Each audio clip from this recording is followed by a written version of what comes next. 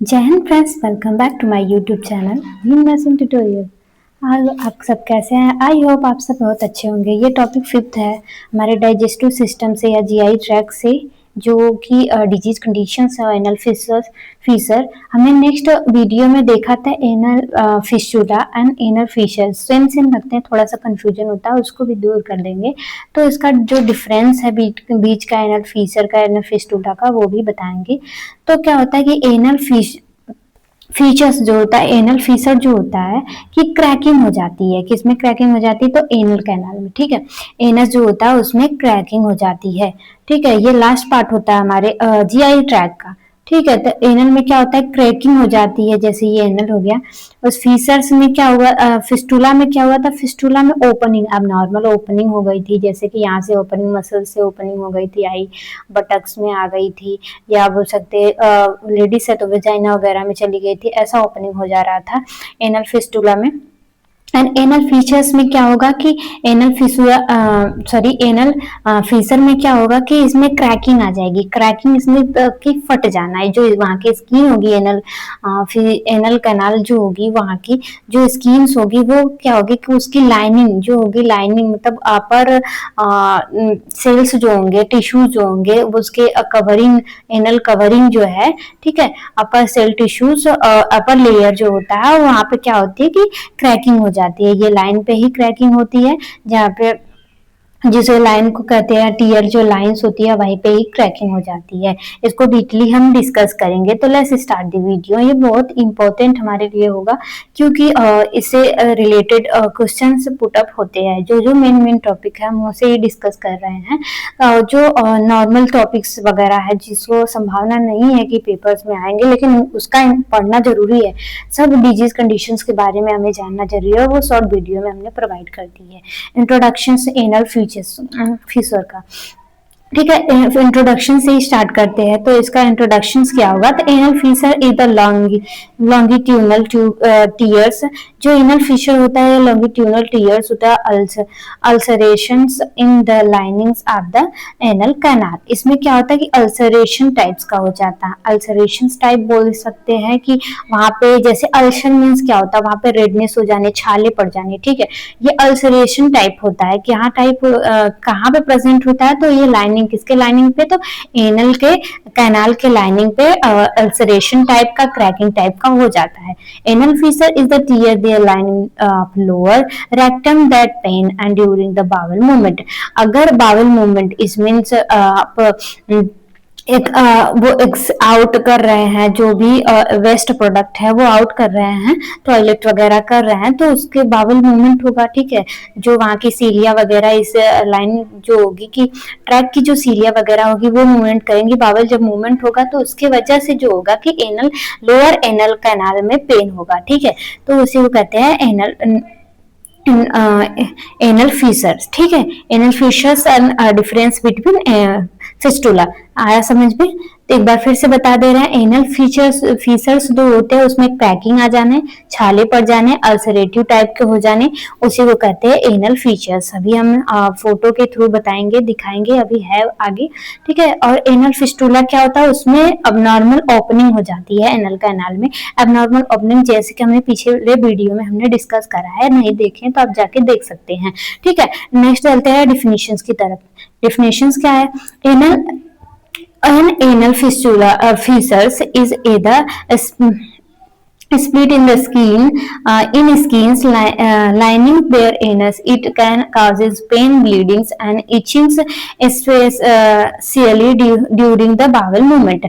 ये anal fissures क्या होता है कि जो जब bowel movement होता है, ठीक है, अभी हमने बताया जो bowel movement होती है वहां पे जब anal फीसर होगा तो वहां पे ईचिंग, खुजली होगी एंड ब्लीडिंग होगा। ठीक है, ब्लीडिंग भी हो सकते हैं। किसके कॉजेस की वजह से क्या होगा कि ये क्रैकिंग वगैरह की वजह से क्या होगा कि स्किन क्या होंगे, स्किन के जो लाइंस होते हैं, वहाँ के एनल कैनाल के जो लाइंस, आउटर जो लाइंस होती हैं, वहां पे ही ये क्रैकिंग वगैरह होती है। फट जाना ही क्रैकिंग। अब नॉर्मल ऐसे क्रैक हो जाता है, स्किन जैसे फट जाना, कहीं पे चोट लग गया है तो स्किन ब्रुस्ट हो जाना, ब्रुस्ट ना होना, फट जाना। ब्रुस्ट मतलब अंदर से घाव होना, ऐसे झटका लगने से क्या होता है कि स्किन फट जाती है, तो वैसा हो जाना, ठीक है। और अल्सरेटिव हो जाना, इसी को कहते हैं एनल फिशर, ठीक है। नेक्स्ट देख लेते हैं क्या होगा। Type of anal fissures, anal fissure two types के होते हैं। ऐसे मेनली बोला जाए जो डिजीज कंडीशंस है, ये क्रोनिक होता है और एक एक्यूट होता है। एक्यूट मीन्स जो होता है कि नॉर्मल क्रैकिंग हो जाना, जैसे मेडिकेशन वगैरह के थ्रू, परहेज के थ्रू क्या होता है कि एक्यूट में ठीक हो जाता है। लेकिन तो जो क्रोनिक वगैरह होते हैं बिना ऑपरेशंस वगैरह के ट्रीट नहीं करा जा सकते हैं, बिना ऑपरेशंस के वो ट्रीट नहीं हो सकते हैं। जैसे कि अभी हमने बताया कि ठीक है, जो एनल फीचर्स होती है, इसमें फीचर्स में क्या होता है कि ये क्रोनिक अगर कंडीशंस हो गई तो उसमें एक ऑपरेशन होता है मोस्टली। तो वो क्या होता है कि उसमें जो फिंस्टर होते हैं, जैसे कि ये हमारा एनल कैनाल हो गया, यहाँ पे फिंटर प्रेजेंट होते हैं, बोल सकते हैं कि दीवारें प्रेजेंट होते हैं, जो कि जब क्या होता है कि ये वेस्ट प्रोडक्ट को, ठीक है, होल्ड करके रखने में हेल्प करते हैं, ठीक है। जो ये होल्ड करके रखते हैं, जिसके वजह से, इसके वजह से अगर पास आउट कर रहा है, वेस्ट प्रोडक्ट पास आउट कर रहा है, तो ये ओपनिंग होगी। ओपनिंग की वजह से ज्यादा कॉन्स्टिपेशन वगैरह हो रहे हैं, तो ये डिस्ट्रैक्ट होगा, डिस्ट्रैक्ट की वजह से यहाँ पे क्रैकिंग आती है।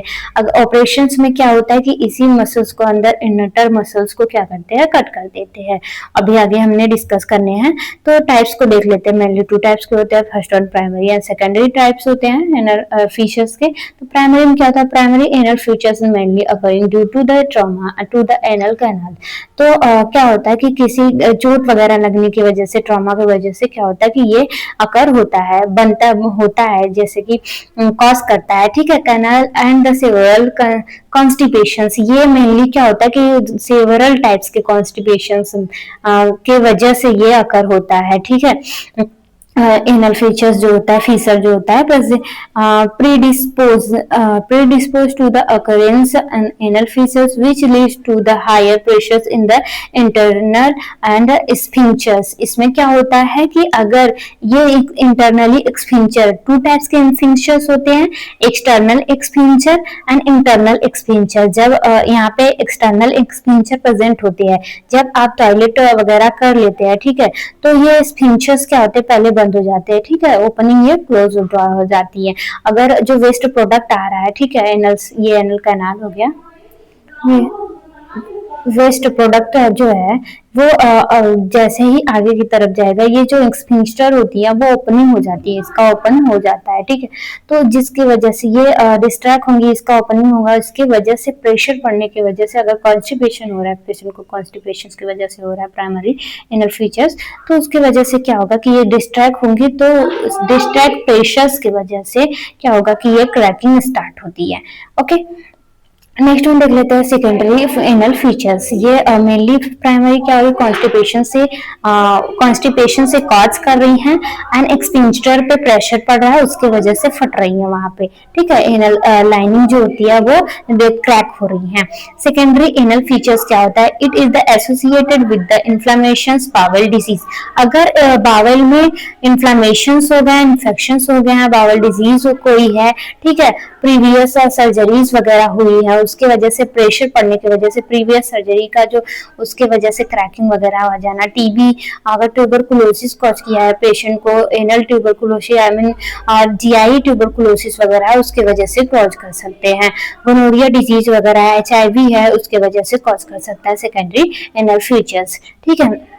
नेक्स्ट वन में होता है कि कॉजेज, ये किस किस से कॉजेज करते हैं, तो इन्फेक्शंस की वजह से, अभी हमने बताया प्राइमरी एंड सेकेंडरी में, ट्रॉमा की वजह से, कॉन्स्टिपेशन की वजह से, ड्यूरिंग द चाइल्ड बर्थ। जब चाइल्ड बर्थ के वक्त क्या होता है कि प्रेशर पड़ता है हमारे यूट्रस पे, यूट्रस वेजाइना कैनाल पे भी प्रेशर पड़ता है कि बच्चा पुश हो जाए बाहर, जिसकी वजह से कि एनल पे भी प्रेशर पड़ता है, उसकी वजह से भी क्रैक होने के चांसेस ज्यादा रहते हैं, और भी अदर्स कॉजेज हो सकते हैं। नेक्स्ट वन होता है pathophysiology. Pathophysiology is main conditions होती है, हर एक डिजीज में पैथोफिजियोलॉजी राइट डाउन करना, उसे पता होना चाहिए हो कैसे रहा है, ठीक है। किसी condition due to etiology, everything etiology, constipation से ज्यादा इनमें इन्वॉल्व होती है, ठीक है।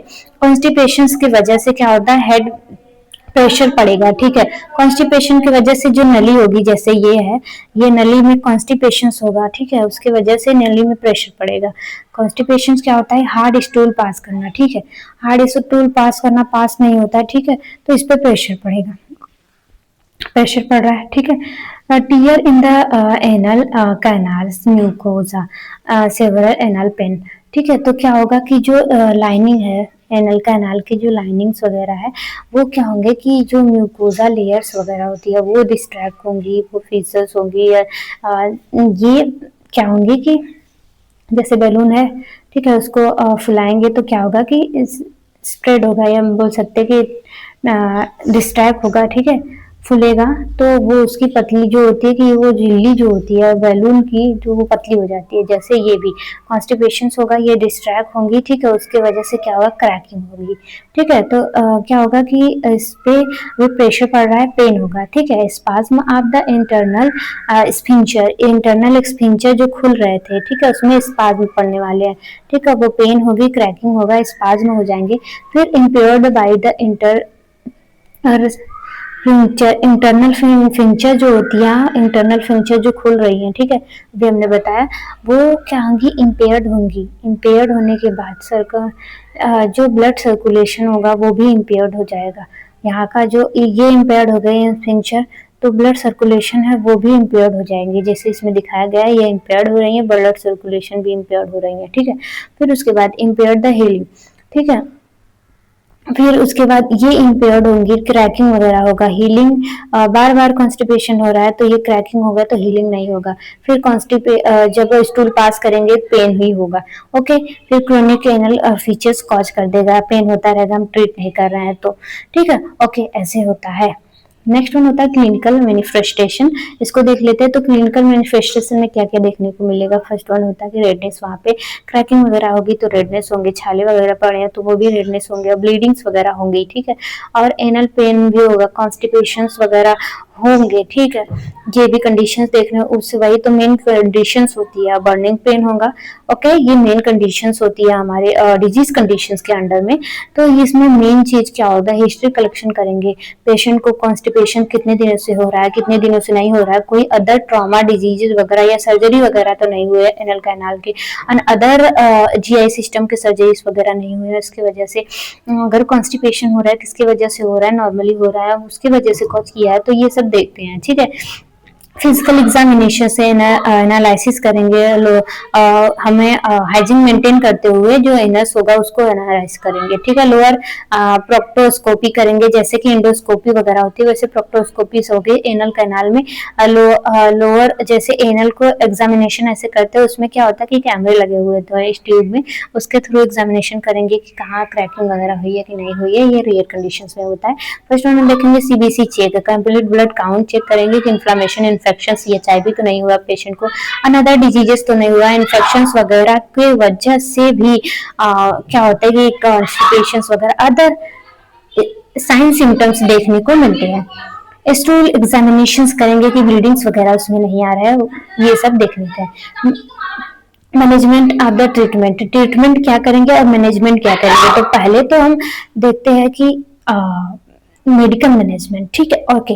मेडिकल मैनेजमेंट में स्टूल सॉफ्टनर देंगे, ठीक है। स्टूल सॉफ्टनर में ढेर सारे उसमें मेडिकेशंस आ जाते हैं, जो कि स्टूल सॉफ्टनर हमने मेडिकल जो होता है कि मेडिकेशन के बारे में फार्मा में हमने डिस्कस किया है, इस डिजीज कंडीशंस के बारे में भी डिस्कस किया है, और टॉपिक को भी जीआई टॉपिक में कितने कितने से ड्रग्स आते हैं, ठीक है, तो उसको भी डिस्कस किया है, तो वहाँ पे जाके आप देख सकते हैं। तो स्टूल सॉफ्टनर क्या करती है कि जो स्टूल होता है उसमें डिपोलराइज जो वाटर का अमाउंट होता है वो ज्यादा कर देती है, और स्टूल को सॉफ्ट बना के क्या होती है कि आसानी से बिना कॉन्स्टिपेशन के वो पुश आउट करवा देती है, ठीक है। नाइट्रोग्लाइसरीन टॉपिक ऑयल, जो ये टॉपिकल ऑयल होती है यहाँ पे एनस में दिया जाता है, ठीक है, वहाँ पे टॉपिकली अप्लाइड किया जाता है, जिसकी वजह से स्टूल पास करने में प्रॉब्लम ना हो, कॉन्स्टिपेशन ना हो, और ये डिस्ट्रैक्ट ना हो, ओके। और कैल्शियम चैनल ब्लॉकर देंगे कि जो होगा कि जो एक्सपेंचर वगैरह है वहाँ पे जो फंक्शंस कर रही हैं डिस्ट्रैक्ट वगैरह होने की, वो रुक जाएंगी, ठीक है, ब्लॉक कर देंगी, सिग्नल को ब्लॉक कर देंगी। पेन मैनेजमेंट करेंगे पेशेंट का, एंड कॉन्स्टिपेशन मेडिकेशंस वो कार्टिकोस्टेरॉइड देंगे, इन्फ्लेमेशन हुआ है, इन्फेक्शन हुआ है, अगर सर्जरी वगैरह ही हुई है तो उसको जो वुंड होगा उसको सूखने के लिए ये मेडिकेशंस देंगे। ओके, ये सर्जरी ये मेडिकल मैनेजमेंट हो गया। सर्जिकल मैनेजमेंट में एक ही मैनेजमेंट आता है, वो है एक्सपेक्टोटॉमी। एक्सपेक्टोटॉमी जो होता है एक्सपेक्ट्रेटॉमी। ओके, ठीक है। ये क्या करते हैं, इसमें जो स्फिंक्टर के अंदर की मसल्स होती है जो कंस्ट्रक्शन, रिलैक्सेशन या उसको अप और डाउन करवाने में हेल्प करती है, तो उसी को कट कर दिया जाता है, छोटा सा कटिंग लगा दिया जाता है ताकि ये कॉन्स्टिपेशन के बाद स्टूल पास करने के वक्त जो होता है कि स्फिंक्टर काम ना करे, ठीक है, वो जल्दी डिस्ट्रैक्ट वगैरह नहीं होंगी, तो क्रैकिंग जो होता है वो जल्दी ट्रीट हो जाएगा। और ये भी ट्रीट हो जाएगा, ऐसे नहीं है, जब तक मतलब ये क्रैकिंग वगैरह ट्रीट होने के बाद क्या होता है 6 मंथ तक इसको भी लगते हैं, 6 वीक तक लगते हैं ट्रीट होने में, तो ये भी ट्रीट हो जाएगा, फिर से वापस फंक्शन स्टार्ट कर देंगे।